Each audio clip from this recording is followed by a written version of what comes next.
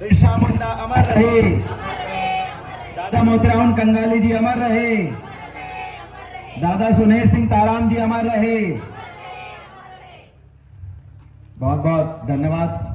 इस गांव में आपने हमें आमंत्रित किया और हमारे साथ में चलने वाले सभी आपके क्षेत्र के वरिष्ठ अतिथिगण, इस गांव के सभी गणमान्य नागरिक, वरिष्ठ नागरिक, सियाने बुजुर्ग, नन्हे मुन्ने बच्चे, मातृशक्ति, पितृशक्ति, आप सभी को सादर सेवा जोहार। जय बिरसा मुंडा, जय गोंडवाना, जय बड़ादेव, जय आदिवासी, जय भीम।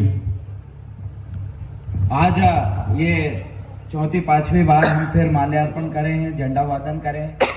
आज 15 नवंबर बिरसा मुंडा के जन्म महोत्सव का दिन है। पूरा देश और प्रदेश, अभी दिल्ली में भी हम देखें कि एक बड़ी प्रतिमा दिल्ली में अभी प्रधानमंत्री वहां पर वो किए, अनावरण किए।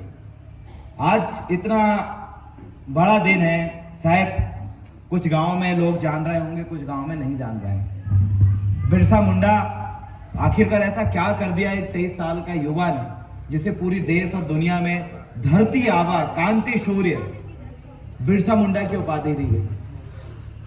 हर एक इंसान जन्म लेता है, आप सबने जन्म लिया है, मैंने भी जन्म लिया हूं, और हम सभी जन्म लेने के पश्चात मर जाते हैं।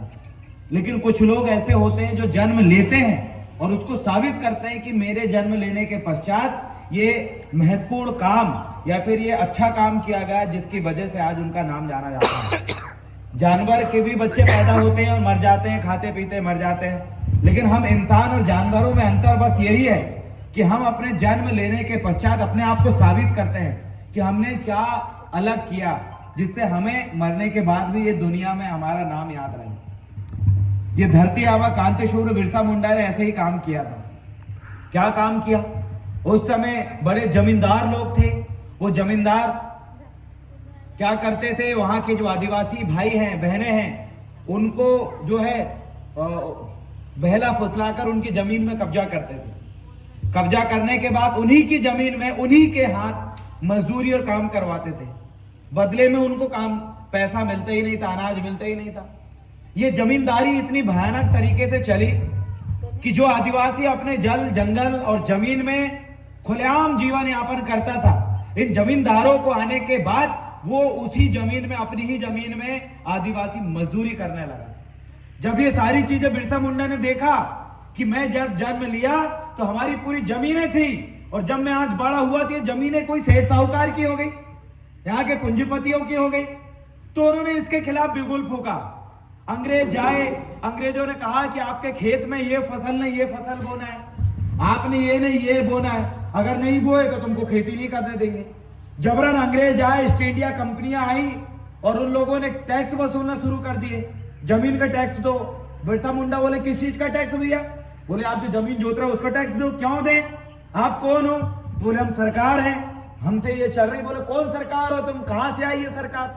जमीन हमारी, पुरखा हमारे, यही जमीन में हमारी पूरी कई सदियों से पीढ़ियां दफन है, किस चीज का पैसा चाहिए आपको? वो बोले नहीं नहीं, आपको अगर इस देश में रहना है तो पैसा देना पड़ेगा, टैक्स देना पड़ेगा। तो बोले किस चीज का टैक्स? किसका देश?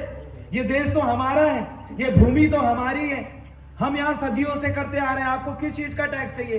तो उसके खिलाफ उन्होंने बिगुल फूका कि हम इस देश के मालिक हैं, इस भूमि को हमारे पुरखों ने, यहाँ के बड़े बड़े पत्थर को, यहाँ के बड़े बड़े जो पेड़ पौधों को एक तरफ करके जमीन को तैयार हमारे बाप दादाओं ने करे, और हम आपको टैक्स क्यों दें? कुछ समय बाद जब देखा उन्होंने कि वहां के जो लोग हैं, गांव के जो लोग हैं, उनको मारना शुरू कर दिया गया, उनको जबरदस्ती मारने लगे, बाहर काम करने ले आने लगे, तो बिरसा मुंडा ने बोला कि ये जमीन हमारी, हम यहाँ इस प्रकृति की वादियों में खुशहाल जीवन जी रहे थे, आप कौन लोग हो जो हमें मार रहे हो, हमारी जमीन से टैक्स ले रहे हो, हमें जबरन ऊटपटांग फसल उगाने के लिए मजबूर कर रहे हो, हमारे लोगों को आप लोग गुंडागिर्दी कर रहे हो, हमें जीने नहीं दे रहे हो। उन्हें आवाज उठाया बिरसा मुंडा ने। आदिवासी महिलाओं, बच्चियों को ले जाकर उनके शारीरिक शोषण हो रहा था, बिरसा मुंडा लड़ा, अपनी जमीन के लिए लड़ा। जंगलों को काट के और बाहर विदेश में बेचा जा रहा था। वो बोले कि आप इन पेड़ों को अभी काट दोगे तो हमारे पास ऑक्सीजन कहां से मिलेगा, छाया कहां से मिलेगी, हमें पेड़ में लगने वाले फल कहां से मिलेंगे? वो बोले नहीं, इन पेड़ को हम काटेंगे और विदेश में बड़ी कीमतों में बेचेंगे। अंग्रेज लोग यहाँ से पेड़ काट के ले आ रहे थे। उन्होंने इसके खिलाफ बोला कि यहाँ जंगल हैं तो यहाँ बारिशें होती है, यहाँ पेड़ लगे हैं तो यहाँ पर बाढ़ नहीं आती है। अगर ये सब कुछ तुम तहस नहस कर दोगे तो हम कहां जाएंगे?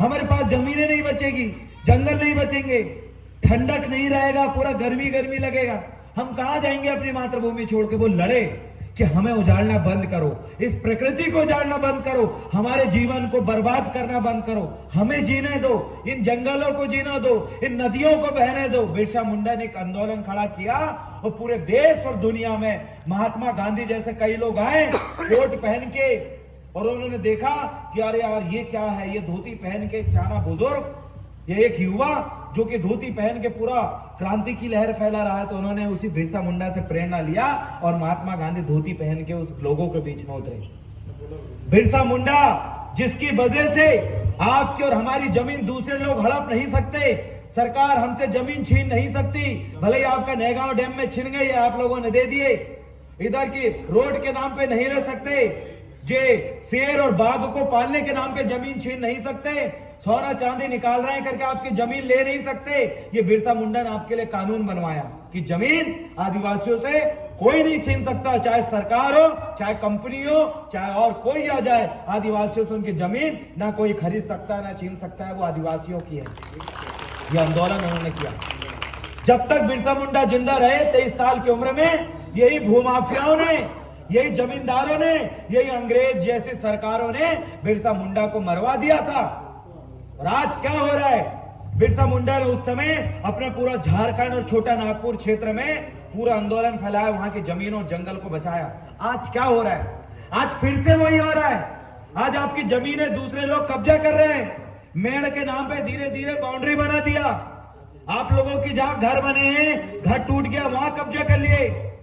ये वन विभाग वाले आते हैं, वो बोलते हैं यहाँ जंगल है, तुम यहाँ नहीं जोत सकते, तुमको भगा दिया जाता है। जमींदार आता है, अडानी अंबानी आती है, कंपनियां आती है और बोलते हैं इस जमीन में हम कोयला निकालेंगे, जमीन छोड़ के भागो यहाँ से, यहाँ लोहा निकलेगा, तुम भागो यहाँ से। ये भगा रहे हैं हमारी जमीन से। जंगलों को इन लोगों ने काट डाला, हमारे लोगों को जबरन उस समय भी जेल में भर रहे थे, मार रहे थे, अभी फिर हमारे आदिवासी बच्चों को जेल में डाल रहे हैं, दलित ओबीसी बच्चों को जेल में जबरदस्ती ठूस रहे हैं, हमारे बच्चों को पढ़ने नहीं दिया जा रहा है। हमारे लोगों को और हमारी बहू बेटियों को उस समय जिस तरीके से शारीरिक शोषण होता था आज फिर हो रहा है। उस समय बिरसा मुंडा ने लड़ा था, इस समय कौन लड़ेगा? उस समय बिरसा मुंडा ने देखा कि ये जो समाज है जंगल में बड़ी शांति से रह रही है, अपना जीवन यापन कर रही है, उन्होंने उनका सुख चैन वापस लौटाया था और बढ़िया खुश रहते थे लोग। आज क्या हो रहा है? मजदूरी करने के लिए सुबह से शाम तक भटक रहे हैं आदिवासी, रोड का काम करने के लिए भटक रहा है आदिवासी, बिल्डिंग बड़ी बड़ी बन रही है वहां पर काम करने के लिए भटक रहा है आदिवासी, खंती खोदने के लिए भटक रहा है आदिवासी, रोजगार गारंटी के नाम पे काम करने के लिए भटक रहा है आदिवासी, ठेला ढकेल रहा है आदिवासी, हमाली कर रहे हैं आदिवासी, दूसरे क्या झाड़ू पोछा बर्तन मांज रहे हैं आदिवासी। आज क्या हालात हो चुकी है? जो लोग इस देश के मालिक थे आज वो इन्हीं चीजों में व्यस्त है। आपको मैं इसलिए याद दिला रहा हूं क्योंकि हमारी स्थिति सुधारना है। क्यों नहीं करते? सेठ साहूकार जैन बनिया ब्राह्मण राजपूत, ये मजबूत समाज है, ये कभी खंती नहीं खोदती, ये कभी बड़ी बड़ी बिल्डिंग बनाने के लिए ईंटा गारा काम नहीं करती। कभी देखे जैन समाज के लोगों को, देखे पवार समाज के लोगों को खंती खोद रहे होंगे, देखे कभी आपने सिख समुदाय के लोगों को कि रोड में मजदूरी कर रहा है? आपने कभी नहीं देखा होगा। कौन करता है मजदूरी? आप करते हो, हम करते हैं। हमारे बगैर ये देश नहीं चलेगा। ये जो आपके गोंदिया में, नागपुर में जो बड़ी बड़ी बिल्डिंगें बनी है, वो बिल्डिंग सेठ साहूकार के बच्चों ने नहीं बनाया है, जैन बनिया ब्राह्मण राजपूत के बच्चों ने नहीं बनाया है। वहां जमीन और वहां पर ईंटा की एक एक जो दीवारें हैं वो चीख चीख के कह रहे हैं कि हम मजदूर